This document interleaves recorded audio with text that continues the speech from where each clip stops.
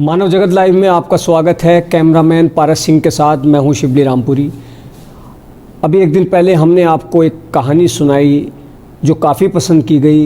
कई लोगों के मैसेज वगैरह व्हाट्सएप पे आए, फ़ोन करके बताया लोगों ने कि उन्हें बहुत पसंद आई कहानी। ये दुबई की कहानी थी जिसमें मिक्सी में एक इंसानी दांत फंसा रह जाता है और उससे कत्ल का पूरा मामला खुल जाता है। आज जो कहानी हम आपको सुना रहे हैं वो शुरू करें उससे पहले मैं ये बताऊं कि हम इंसान हैं और जब परेशानी आती है तो परेशान होते हैं और ख़ुशी होती है तो खुश होते हैं। लेकिन कभी कभी ऐसा भी होता है कि परेशानी देखकर हम बहुत ज़्यादा घबरा जाते हैं और बहुत से इंसान तो परेशानी या मुसीबत को देखकर इतना घबरा जाते हैं कि वो कुछ गलत कदम भी उठा लेते हैं। कोई शिक्षा में नाकाम होने पर, परीक्षा में फ़ेल होने पर ख़ुदकुशी जैसी कोशिश करता है या कर भी लेता है, और कुछ व्यापार में नुकसान होने पर, कुछ किसी और तरीक़े से, और ये लगता है कि हमारी समस्या सबसे बड़ी है। तो ये जो कहानी आज मैं आपके सामने रख रहा हूँ ये ऐसे लोगों के लिए एक सबक है और सीखने की ज़रूरत है कि इंसान अगर कोशिश करे तो उसकी कभी हार नहीं होती और वो अपनी मंजिल को ज़रूर पाता है और बड़ी से बड़ी मुसीबत का वो मुकाबला करता है। जो कहानी आज आपके सामने रख रहा हूँ उससे बड़ा दिलेरी का मामला मैंने अभी तक मुश्किल से कोई पढ़ा होगा और आप लोगों ने भी। तो ये कहानी वाकई में एक सबक देती है कि घबराना नहीं चाहिए। कहानी शुरू होती है, एक मछुआरे की कहानी है कि समुंदर में कश्ती, चारों तरफ पानी ही पानी, और वो कितने दिन रहता है? 438 दिन समुंदर में। देखिए कैसे वो मशक्क़त करता है, कैसे क्या कुछ करता है, कैसे उसके दिमाग में विचार आता है और किन परेशानियों से गुज़रता है। ये बहुत मशहूर कहानी है। इस कहानी की शुरुआत 17 नवंबर 2012 से होती है। मैक्सिको में एक गांव के रहने वाला पेशेवर मछुआरा जॉन्स सल्वाडोर अल्वारेंगा इसका नाम। तो जोस सल्वाडोर मछली पकड़कर अपनी ज़िंदगी का गुजर बसर करता था और वो एक पेशेवर मछुआरा था। तकरीबन 15-20 साल से इस काम में था वो। तो 17 नवंबर 2012 को वो अपने एक साथी के साथ, जिसका नाम कोरोडोबा, उसके साथ निकलता है मैक्सिको स्थित अपने गांव से मछली पकड़ने के लिए। तकरीबन 30 घंटे का सफ़र ये था कि उसमें हम इतनी मछली पकड़ लेंगे। वो पेशेवर मछुआरा था और जो कोरोडोबा था वो उसका साथी नया नया था। वो अभी मछली पकड़ना तकरीबन सीख ही रहा था। तो उसके साथ वो निकलता है। जब वो निकलता है तो उसमें वो काफ़ी सामान, अपनी एक कश्ती होती है उसमें सामान रख लेता है, कुछ खाने का, कुछ वैसे, और एक रेडियो, एक फ़ोन टाइप कोई चीज़, फ़ोन ही, मोबाइल फ़ोन ही समझिए, वो रख लेता है ताकि संपर्क हो सके। तो वो वहाँ से निकलता है। निकलने के बाद वो दोनों मछली पकड़ना शुरू कर देते हैं। जब मछली पकड़ना शुरू कर देते हैं तो तकरीबन 25-30 घंटे उनको हो जाते हैं और वो वहाँ से फिर जब लौटते हैं, कुछ किलोमीटर ही आगे जाते हैं, फिर वहाँ से जब वो लौटते हैं तो जैसे ही वो किनारे के पास आने लगते हैं तो एकदम से तूफ़ान आता है। तूफ़ान आता है, वो कोशिश करते हैं किनारे की तरफ आने की, लेकिन जो सल्वाडोर और कोरोडोबा की कोशिश नाकाम होती है। जैसे वो किनारे पे, लेकिन तूफ़ान इतना तेज़ कि वो कश्ती को और दूर ले जाता है। बड़ी बड़ी लहरें, किसी तरीके उन्हें लगता है कि तो जान बचनी बेहद मुश्किल है क्योंकि तूफ़ान बहुत तेज़ी पड़ता है। किसी तरीके से तूफ़ान शांत होता है।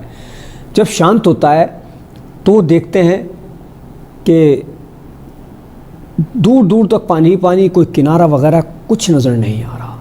समझ नहीं आ रहा कि वो कहाँ है। जो मोबाइल वो देखता है क्योंकि जब वो चला था मोबाइल भी बहुत कम चार्ज था, क्योंकि अक्सर वो वापस आ जाया करता था तो ज़रूरत भी नहीं पड़ती थी। तो वो वहाँ से फ़ोन करता है अपने मालिक को जिसको मछली बेचता था।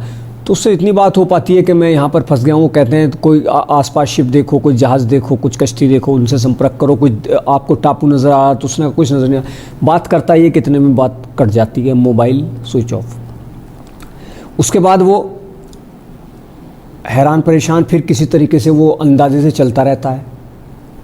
जब चलता रहता है तो अचानक से कई दिन गुजरने के बाद फिर अचानक एक तूफ़ान आता है, और जब तूफ़ान आता है फिर वो कश्ती एक तरीके से उछलती है, लहरों पर होती हुई फिर जैसे तूफ़ान रुकता है तो वो पता नहीं चलता कि कहाँ पर हैं। दूर दूर तक पानी, कुछ भी नज़र नहीं आ रहा। ऐसे लग रहा कि जैसे समंदर के बीच में कश्ती, उस पर 2 कोराडोबा और जोस सल्वाडोर सवार, और बाकी दूर दूर तक पानी ही पानी, कुछ नहीं। तकरीबन उस दौरान वो 500 किलो मछली, 500 या 550 किलो मछली पकड़ लेते हैं। लेकिन जब वो तूफ़ान हो जाता तो उनको ये महसूस होने लगता है कि कहीं वो ऐसी जगह है कि उनकी आवाज़ सुनकर कोई समुंदर से ऐसा जानवर ना निकल जाए जो मछली की खुशबू से उन पर अटैक कर दे, या कुछ बड़ी मछलियाँ ना आ जाएं। तो अब वो जिस काम के लिए निकले थे, जिस चीज़ को कमाने के लिए निकले थे, अब वो उसी 500-550 किलो मछली को वापस समुंदर में फेंक देते हैं। हाथों से मछलियाँ पकड़ी थी, 500-550 किलो वज़न के बराबर, और वो सब उनको फेंकनी पड़ती हैं मजबूरी। अब उनको चलते चलते जो खाना था, वो जो पानी था उसमें, वो भी ख़त्म होने लगता है। खाना था वो भी ख़त्म हो जाता है। अब वो क्या करते हैं कि क्योंकि जो सल्वाडोर, जो एक पेशेवर मछुआरा, उसको आदत थी और उसको मालूम था, क्योंकि वो पहले छोटे मोटे इस तरीके से हादसों से गुज़र चुका, घंटे 2 घंटे के लिए हो गया होगा। तो वो क्या करते हैं कि वहाँ पर समुद्री पक्षी पकड़ते हैं, कुछ हाथों से मछलियाँ पकड़ते हैं और उनका मांस खाना शुरू कर देते हैं। अब जो सल्वाडोर तो खाता रहता है, अब किसी तरह से कोराडोबा जो उसके साथ गया था, उसका साथी, वो भी खाता रहता है, लेकिन उसको आदत नहीं थी ये सब खाने की, और उसको बहुत ही अजीब लगता है और वो बर्दाश्त से बाहर हो जाता है। वो कई बार कहता है कि इससे बेहतर तो मौत आ जाए, ये वो परेशानी। खैर चलते रहते हैं। अब एक दिन जो कोराडोबा जो सल्वाडोर से कहता है कि अब तो मुश्किल है कि मंजिल मिले, क्योंकि सारे रास्ते बंद हो चुके हैं, दूर दूर तक कोई किनारा नहीं है, कोई जहाज़ नहीं है, सामने भी अगर कोई सहारा देने वाला नहीं है, समुंदर के बीच में कश्ती है और पता नहीं कहाँ है। तो कहता है कि अब लगता है कि वक्त करीब आ गया है। फिर उससे 2 बातें कहता है कोराडोबा। एक तो कहता है कि देखो, अगर मैं मर जाऊं और जिस तरीके से तुम ये कच्चा मांस खा रहे हो, तो मेरा मांस मत खाना, क्योंकि मजबूरी में जैसे इंसान खा लेता है, या कुछ ऐसे पहले मामले हुए हैं कि कई जगह फंस गए तो उन्होंने ऐसे खा लिया वो, तो उसको लगता है कि कभी ये मतलब भूख में परेशानी हुई मुझे। तो उसने कहा कि मुझको मत खाना, अगर मैं मर गया समुंदर में फेंक देना। उसके बाद दूसरी बात ये कहता है कि मैं अगर मर गया और तुम सही सलामत रहे, जो सल्वाडोर से कोराडोबा कहता है, तो तुम मेरी माँ के पास जाना और मेरी माँ से कहना कि मैं उससे बहुत मोहब्बत करता हूँ, लेकिन मैंने कभी अपनी मोहब्बत दिखाई नहीं। वो बताता है कि मेरी माँ ने दूसरी शादी कर ली, और मैं उससे कहना कि मैं उससे नाराज़ था, मगर अब नहीं हूँ। उसके बाद चलते रहते हैं। जो सल्वाडोर और कोराडोबा को घर से निकले हुए तकरीबन 4 महीने गुजर गए। अब 4 महीने में न जाने उन्होंने कैसे कैसे वक्त गुजारा। अब भी परेशानी में, कश्ती अब भी समुंदर के एक तरह से बीच में, दूर दूर तक कोई किनारा नहीं, कुछ नहीं। अब कच्चा मांस खा रहे हैं। और इसमें एक और बात ये थी कि जो सल्वाडोर जब पानी ख़त्म हो गया पीने का और समुंदर का पानी पी नहीं सकते थे, पहले पिया लेकिन वो बर्दाश्त से बाहर था क्योंकि समुंदर का पानी पिया नहीं जाता, तो कच्चा मांस खा रहे हैं। उस पर फिर उन्होंने क्या किया जो सल्वाडोर ने, कि अपना मूत्र भी पिया मजबूरी में। तो ये सब कोराडोबा से बर्दाश्त नहीं हुआ और 4 महीने के सफ़र के बाद, जो 4 महीने उन्हें फंसे हुए हो गए समुंदर में, उसके बाद कोराडोबा की मौत हो गई। जब उसकी मौत हो गई तो जो सल्वाडोर 3 रात तक, तकरीबन 3 रात तक कोराडोबा की लाश से ही बातें करता रहा कि ये खा लो वो खा लो, अच्छा थोड़ी देर में खा लेना। उसके पास कुछ पक्षी रख देता, कोई मछली रख देता। फिर 3 रात के बाद उसको हकीकत का एहसास हुआ। उसने कहा कोराडोबा तो मर चुका है। उसको उसकी वो बात याद आई। तब उसने कोराडोबा के मर्द शरीर को समुंदर में फेंक दिया। अब कश्ती पर वो अकेला रह गया, चल रहा है। कई बार ख्याल आया कि ख़ुदकुशी कर ले, लेकिन नहीं। फिर एक अंदर से कुछ ऐसी फीलिंग, कोई आवाज़ आती, महसूस होता कि नहीं, जो सल्वाडोर ख़ुदकुशी नहीं करनी है, हालात से लड़ना है। खैर 4 महीने गुजर गए, साथ ही कोराडोबा का भी देहांत हो गया। अब अकेला जहाज़ पर, अकेला कश्ती पर बचा। चलता रहा। इस दौरान उसको एक जगह पर एक जहाज़ भी नज़र आया। दूर था, शोर मचाया। अब चूँकि उसने जहाज़ देख लिया, जहाज़ बड़ा था, लेकिन उस जहाज़ ने वो कश्ती नहीं देखी, दूर थी। कोई फ़ायदा नहीं हुआ, कोई आवाज़ नहीं गई। चलता रहा। ख़याल आए दिमाग में, ख़ुदकुशी कर ले। हिम्मत ने जवाब दे दिया। कई बार वो ऐसे करता कि अपने दिल को बहलाने को कुछ ऐसे ख़यालात बुन लेता, खुद से ही बातें करनी शुरू कर देता, कोई गीत गुनगुनाने लगता। लेकिन आखिर कब तक? चलते रहे।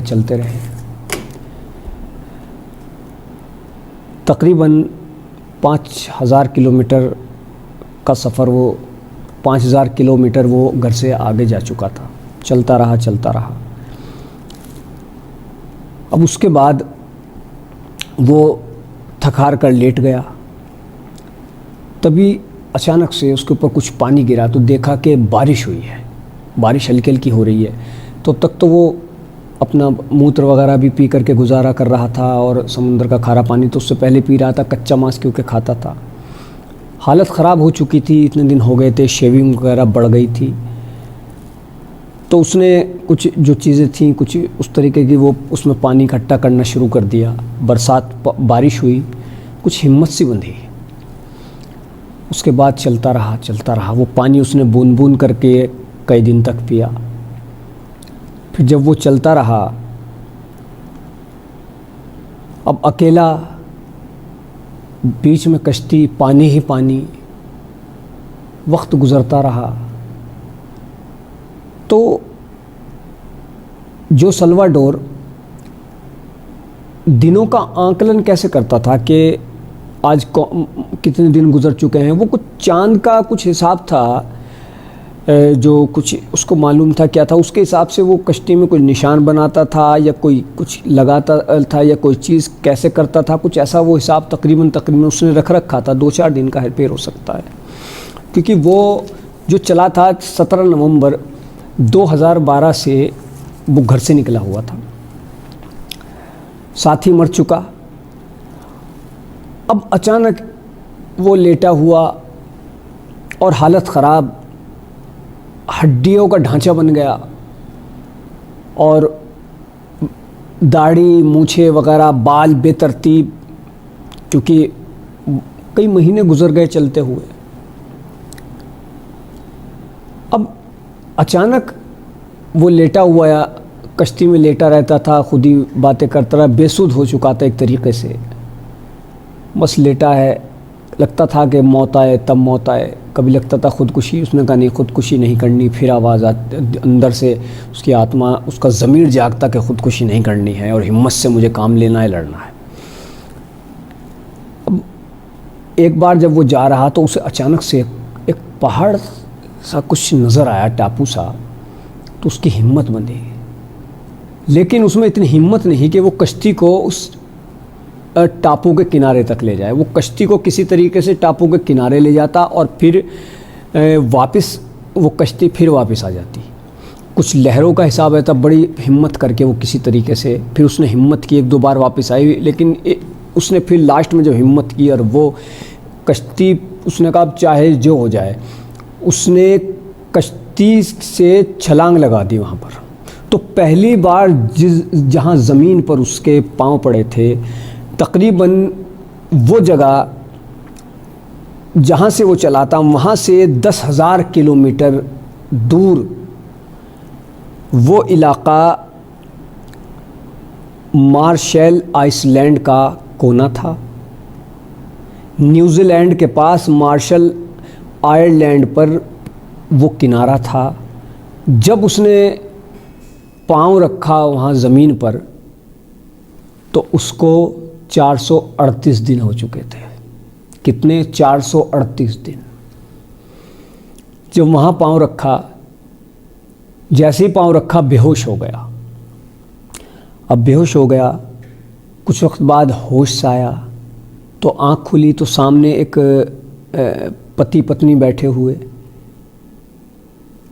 तो उन्होंने उसे देखा। उन्होंने भी कभी ऐसा इंसान नहीं देखा था जो बेतरतीब हो, बाल बिखरे हुए हों, अजीब सा इंसान।